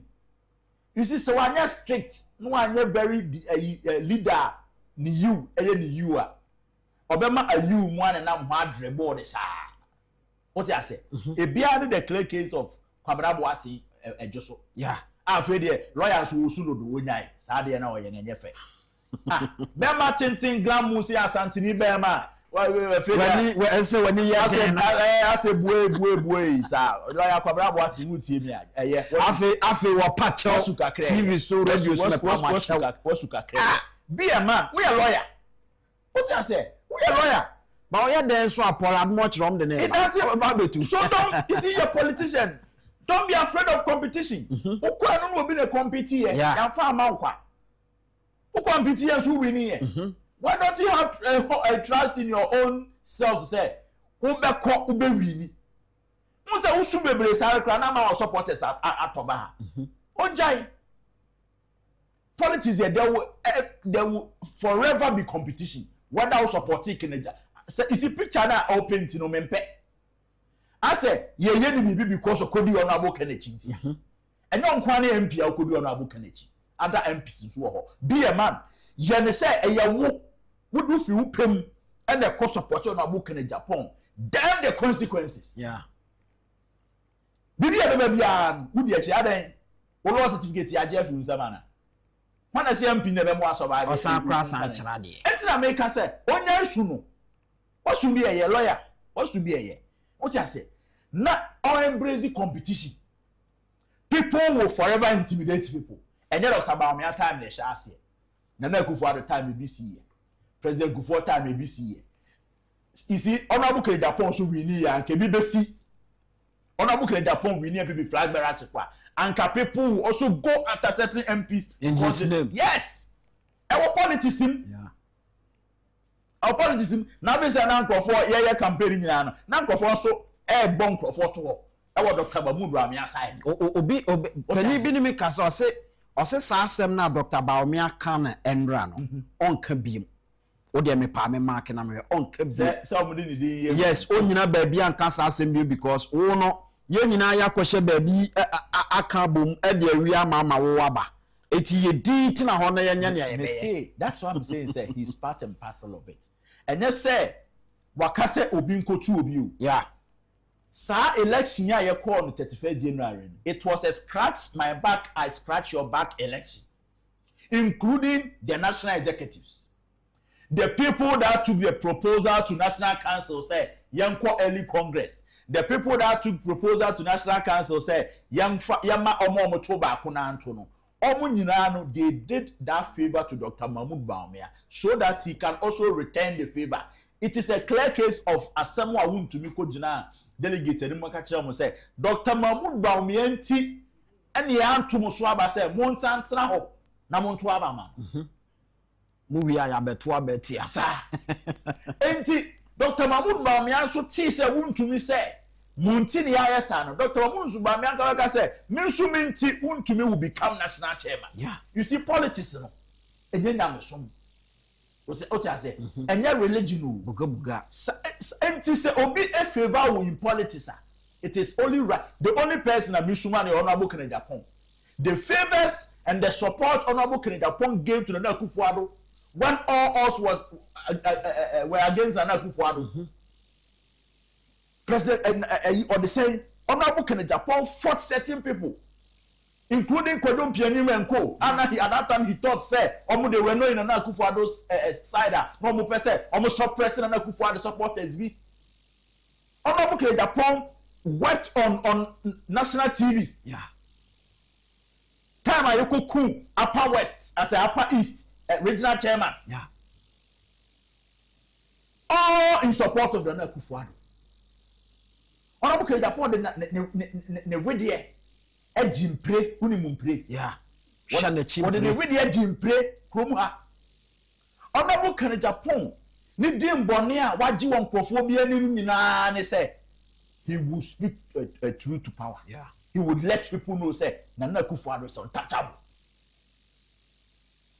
We pen on no done in India. What the I am me ya me say me wo fa kofi be wu a awu. Na sa na me course yi na nka wo ha no hu sa de yankobo nka minim how we will take it. Yeah. Because Honorable Agyapong ni sacrifices for MPP. This media setup was even set up purposely for the party. But now they have other media houses. Now the party has come to power to build other esikafo. Eti the okay. And until Honorable Agyapong, the case be the force ohia beba bi. No. Albert Asumani, political czar. And amene no edi nkomo ewa ha. Now ebraso se mene o edi Kingdom Center eho enkomo. Kingdom Herbal Center eho nkomo. Na Kingdom Herbal Center producers of Kingdom Ginseng Power Capsules ACC mema ejina yi empenifuo ahodo mema ahodo a womo adwuma ame ebom abaso nyina no Kingdom Ginseng Power Capsules ana aboaye Kingdom Tremendous Capsules enso emma edro we oba etwase we oba na we oba sima na we oba we kroje Kingdom Tremendous Capsules no ene beboa wo afei se obo wo ban afri yade ho se we ya abofrew se we ya paniu se we ya ba ana we ya bema no se ubetimi a protect wo from yade a ade se wunya Kingdom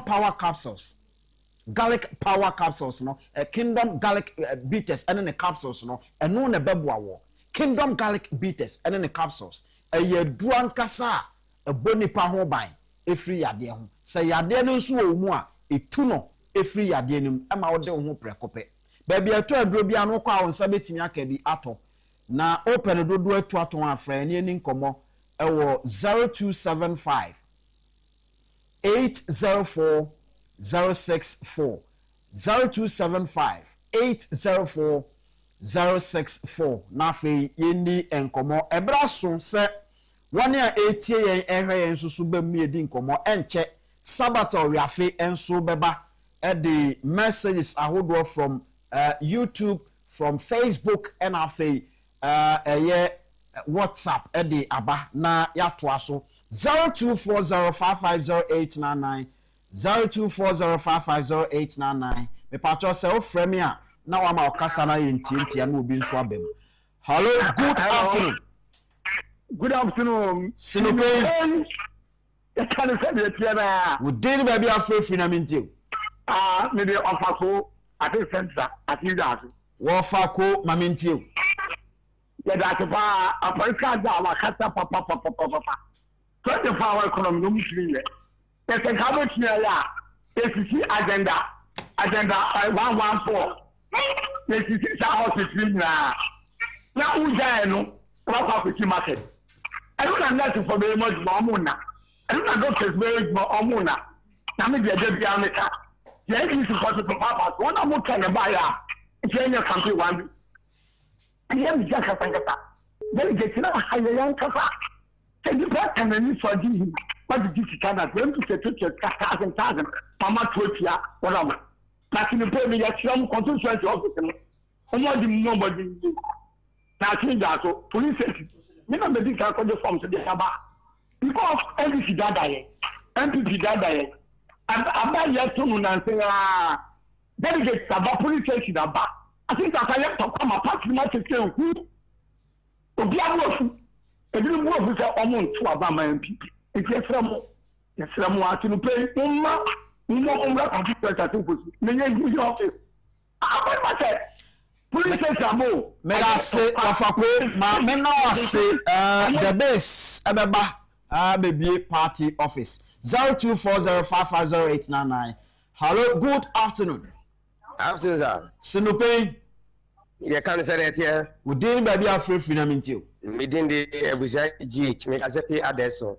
Hey, Abuja GH. So ntia me am former MP Honorable Frederick Adumo bin de be obi na me kan. and a party organizer Messiah down so for electoral Michobia.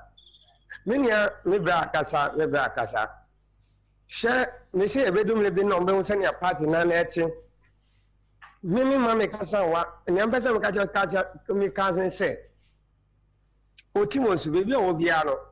Suggesting the Pierre Cadence a young power Sakama Deso. I was to say, why you ready? You pay the base. You hear the base.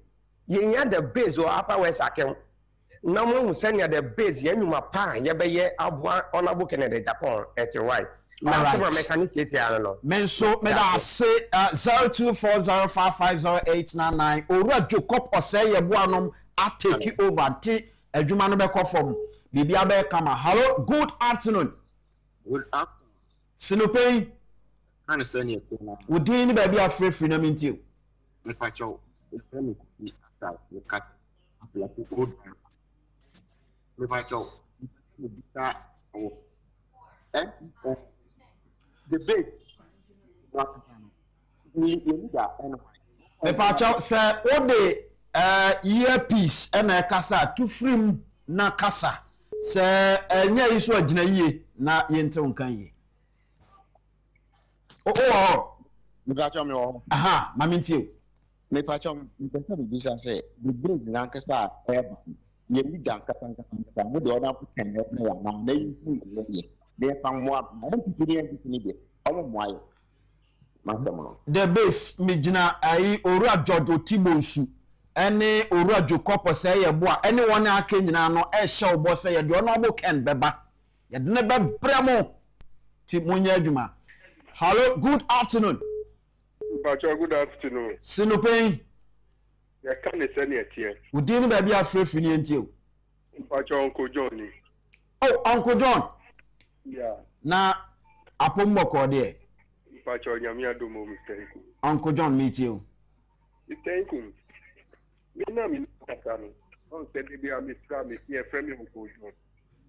Me dian kasa edina kenati. Emra bibi pa. Ewa brantie no si.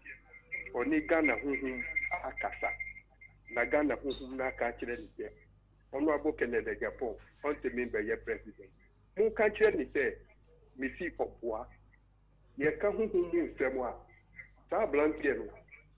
Me manipulate na onyu bia. Ni di na busuan po oni din bia wo na busuan. Mu ka kire ni se on pe ni be bi tuna. Na bibi o moy na dunu ye ni abri na ye kasa na ye kan say Uncle John Eja enkwem 0240550899 0240550899 oso betimi afra banafe ye di nkomo sabato yafe ewa ha or the messages ahodo no ebeba na fe yato aso enen so yadofo bi nso birthday ti yebehwe na yaweshi wo mo kama eja justice aba ne de no aba 0240550899 0240550899 yebehwe na fe ye de messages sabato aye krado amoma ne mra na fe ye nto aso emse ahoma no so aye hye obi antimi mmongurem Elkem esese unyam number si mienu so unyam yenu me kan bia de bia me kan onfi. Hello, good afternoon. Hello. Good afternoon. Hello. No Pein. Hello. No Pein. Hello. Okay, when Timmy enyina so 0240550899 0240550899 ofre na ba no aboni tew na unuan so abambi na bibia so aye kama ewo ho wonim say 24-hour economy the market ne the yesi because hospitals no inform who because owura mahama yare sesi a yedne beko UK minister CB atwa sesi a yedne beko UK the same thing MPP so ba no omoye enti yebe form sa. Hello, good afternoon. Okay, obi ama sabato yafe aye krado ma yenko na messages no emra sabi boko de nyame adom me ho ye ma me ko line so emra why hello good afternoon Dabi otie no ho mentimi otie no mentimi hello good afternoon Afternoon, sir. No Pein.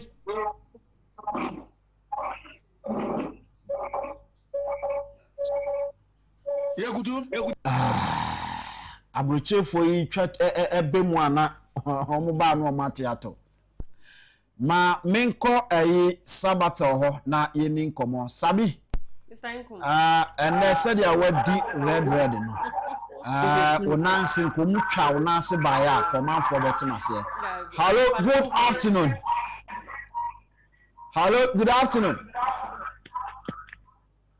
hello good afternoon Good afternoon. No Pein. You can send your chip. Akiolani. Wow, sha. In fact, Mubajuma, na 2 TV ni Oman FM. ASFM, chasa maji baby. Na mi bisa do mama say bimpomko kura return abe. We are kura ya 200 ehunu so na night market dey e bazo be be na oso. In fact, you not to me, on van to uncle. You not to me, on van to uncle. Now, yes, Ragana phone in our share. Mumra make the base who. Now, on our Agyapong 2028. You have a Jacuno. Near by a gun a year. Now, and your matter saying, I am an now, come. It is said Ghana phone in the base already a cham. And I'm going to tell you, said, the oil and Yahuso. Oh, I'm getting the base near call. Yes, Rano. Why, money in Casalame. Okay. Or buy a money position. Okay. Never to throw, I say, I didn't find. Yes, Rambra. Obeba. Also, professional players, no, say, Obobo and the name Bua, O Tona by Yan or to church no kakra. Eti, Yababono Hobine, Obeba. Hello, good afternoon. Hello, good afternoon. Afternoon, sir. Okay, Anye 0240550899. My main fat last caller, not me fancy. Hello, good afternoon. Afternoon. No Pein. You can't tell me here. We didn't be afraid for your last caller.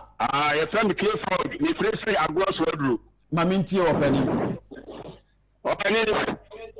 Your mamma at my palm with it. Get a massive come and join the base. Yes, Ramo. What can now also register be? One country of mobile register be, and yes, you could what do you register to cry? When you just say, I am from 300 after 70. Opa, let me up papa. Party who don't look at Agyapong who don't see. Say, Messiah, you and the ambassadors of the the best. Hey! As I do so the American Agyapong. So Busanala Nyako Pama Yina inside the home. Oh, me Sikuno. Yachamano, Yabutano, and you mamma at the amount the national song of Maya the base. Masaya do so much and the Yabona Basso, actually say, and the power where you were gonna have Yano. Busa Mr. Zito so be catch no eti na nya prepare me yadwon e combination so ya bram na nya ko brami from 300 aka 70 wonderful picture no makopreti na me de abobo mu e form no so se me be esu otonso me say town na makoji for a picture no me de ayetu wo na be kasa come and join the base ya but what this so be register bi wo do party now register and kofo na top party man ko enim Yano madada yake ya to abato mfaso bie no ayenya me now say na me fancy na onyom no obetimi asene afa number ya so why yebesom all right me da say papa eti agona nkum hene nyankopon hira papa ne adwuma pa wo ye wadwuma wo ye nyina so no eso beba mfaso pa ti mensuro opening the base mframa no ebo pa wo ebo pa ba bibia be kama why wo de ye me mfensia sabi the base mfama no ebo pa anti first many otisi ni pain so ntimi nsi ni pain o de emre bi be bo be si ni pain because ho no ya tu din se wo ye internal ya nom eti okwa wo mo nheda ne wo nguru ye ba ye no ye do be sia gongon the base ni ye ka no the base eti bibia be kama why yes asaba Mr. Nkumu Ken. You see, when it comes to party and political movement bibi na be attractive na de wako. Okay, for now I am not seeing that. Enti saade na upe udem the American American me se hu saade ne pe ubedem TV2 ni radio so na we American here no bia kwajima no ansi boni. Sa I am not talking about financial issue. That's it. That's it. Me enye sika. Mo bi nkotra bi ngaza me si me pesika. Me say me ti hey. Me a member of the New Patriotic Party. Okay. And for now that is where I belong. All right. Yes, that party no. Ohu kwan ya Chelsea for fast wa. Omo banta ya deje Moses Caicedo edene bai sare be ya kwamra from Paul Craft from say you run mu MPP ja kwabra also the protocol say more me for MPP meeting kwabra ja kwabra everything na nya adwuma sabi the base na me enko okay so we me sha said ya na me the YouTube messages no and na sha say Adai Francis to say if Baumia has stated that after Mahama it will be a very long time before another Northerner will be elected president, then why is he running again? Ways to see Jennifer or say good afternoon Mr. Inkum, good show. Still the base is coming, the base jobs for the youth. The base Ken is coming. Way as see a Kwekwi Boa or say decentralization will be best for Ghana because Greater Accra receives approximately 70% of our revenues each year, while the rest of the other regions struggle for everything. Ways to see a Robert or say good afternoon, Sinupin crew. Yamami Winnie Agyapong say good afternoon, my PhD family. We thank God for another day. May his name be praised now and forever. Amen. Sinupin with no fears, my children. Don't be afraid of the hypocrite. Just say it as it is. I'll say as it is. Amen and amen. Amen. So I need Rita. Also, good afternoon, Mr. Inkum. The base is coming, so NPP and NDC go and sleep. The base, Ghana first. The base, jobs, jobs, jobs. The base, power, power, power. Honorable Ken is coming. Where's to see Ebenezer Dia? Or see the base, Ghana first. The base, jobs, jobs. The base, power, power. The base, Akron Fokra Suru. Where's to see Agyapong Kwame? Or say good afternoon, Mr. Inkum. Watching you live from the Wu Ekiapim. Please don't worry yourself too much. The base government will change everything, and some people will not be comfortable because of chop chop. Wait, as I say, Ebenezer Dia, or say you are the man, Mr. Inkum. Wait to see a Richard Bless. So I say good afternoon, Mr. Inkum and the team. The base has come to stay. No one can stop us. The base, Ghana first. Wait to see a Deda or say happy belated birthday, Mr. Inkum. May God bless you with wisdom, strength, favor, good health, and long life. May his grace guide every step you take, and may this new age bring greater testimonies and peace. Ways to see the down at the way by on. Unim said the dance so a May born. Okay. Yes, the da and so the birthday, and also that's so a month. The da mama swant. Only me no pen what as I'm many sabidi. Sa onye did that. Sa and you ordered that they are on your sabi.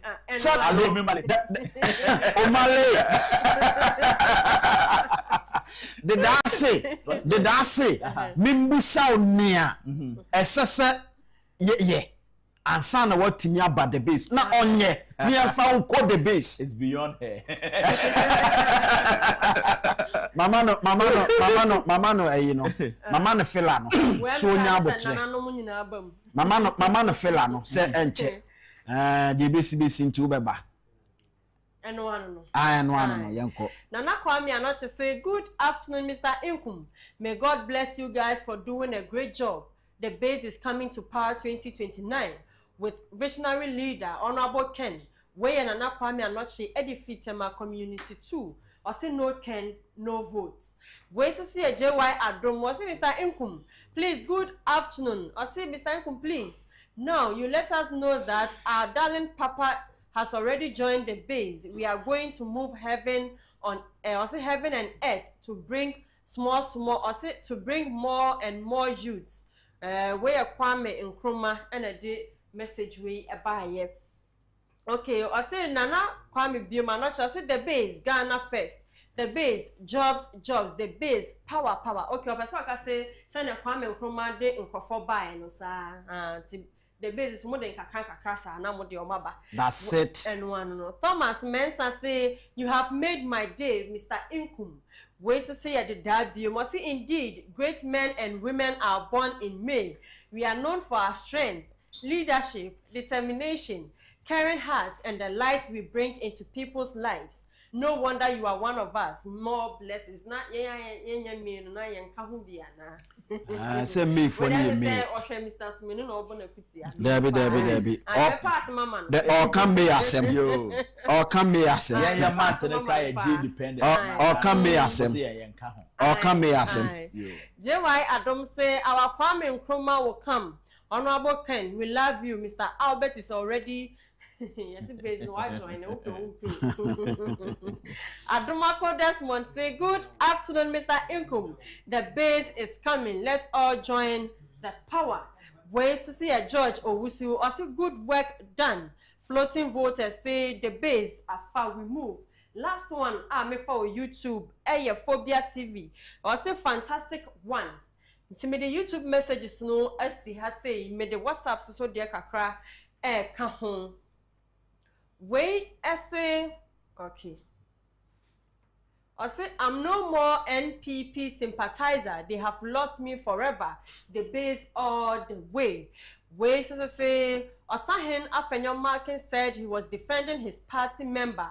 Why didn't he defend Honorable Ken when Abronye, Koka, Miracle Abuaje, Atachia, and Co. were insulting Honorable Ken? Wasn't he an NPP member? Way Sabina Akon Edifi Pig Farm was the base Ghana first. We say NPP 8-year period was full of propaganda, same as NDC. Ghanaians now requires a legitimate third force to break the two-party cycle and offer fresh elucidation to the nation's economic and governance odious endeavor. Hashtag the base where your chief edifitema and a buy. Mr. Inkum, last one way and I may for WhatsApp now made we see. Good afternoon, guys. Well done. Also, well done for the great job you people are doing to mother Ghana.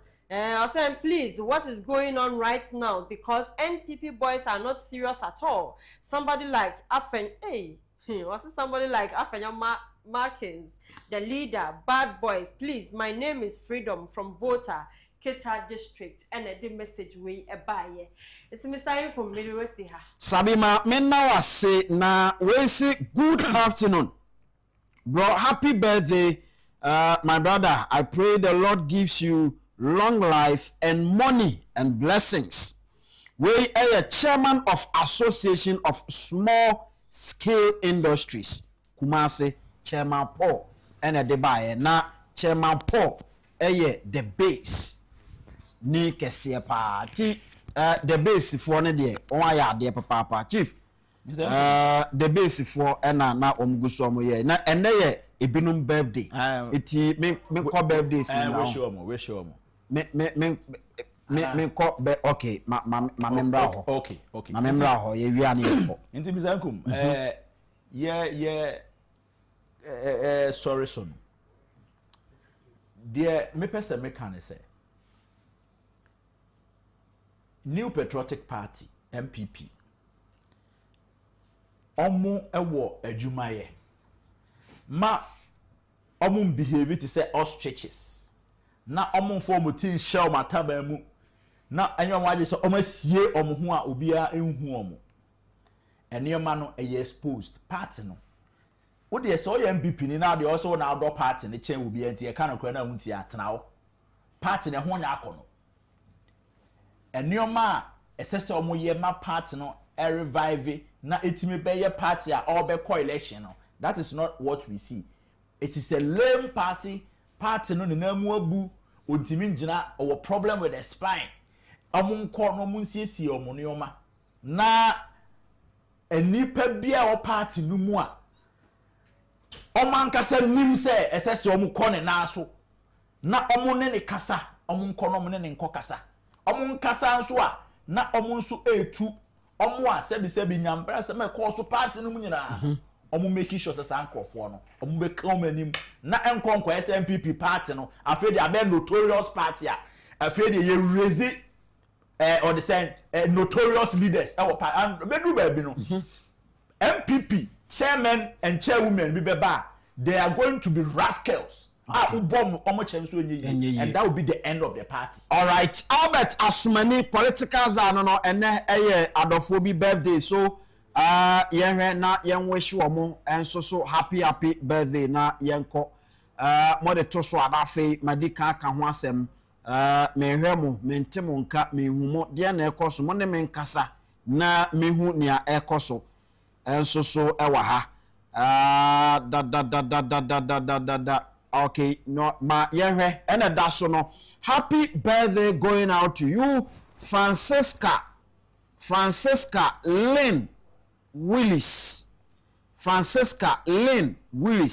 happy birthday enko enfamau nyankopon hira no nya okese pa now another one enso so ya aka Maxwell right Maxwell Okona Bako Pe Maxwell Okona Bako Pe Maxwell happy birthday going out to you nyankopon hira na onto onkwandem. And then the last one, okay, Ebeka Baku actually, we Patricia Equia Walanyo Pat. Happy birthday going out to you. This is from your love, Reverend Nani, and Wadi we Mawo. The last one no Abena Deda Edi Ewe Udin last Friday. Abena, happy birthday going out to you. Nyankopon hira na onye okese wo Canada. We every safo enchen na ebae. Abena nyame hira no nto kwandem wate bibia be kama mu de aba be shemu ene enrade ene munye mame enrade be one fan ko headquarters enter headquarters headquarters far minim se mo ko fa Friday de aba se odu headquarters there om de beba me hunu bibia e wa brother that dey mo ko import from Friday e de aba set the base instincts no adwuma okay the base also me the birthday when we said the base for we sheme pa unanimu ayam pass oh yeah pa yetimi pass na pass na abenya na hospital pass okotodwe ne bodwe Albert Asumani political za ana meneno edi nkomo enso so ewa ha abusua ye de asi nyankopon ya adom ekina ye beba na ye de Friday edition of No Pein at the Aba Kingdom Herbal Center eso yasene and ye de ema wo so and na utie yen ewo oman 107.1 FM shaping the nation, and then the pride of Central ANAP radio 90.1 and afe net 2 television beyond the limit and ye de ebae ye frame Anthony Kofi Inkum Dazi frame Mr. Inkum No Pein ye kano senia etie we are out.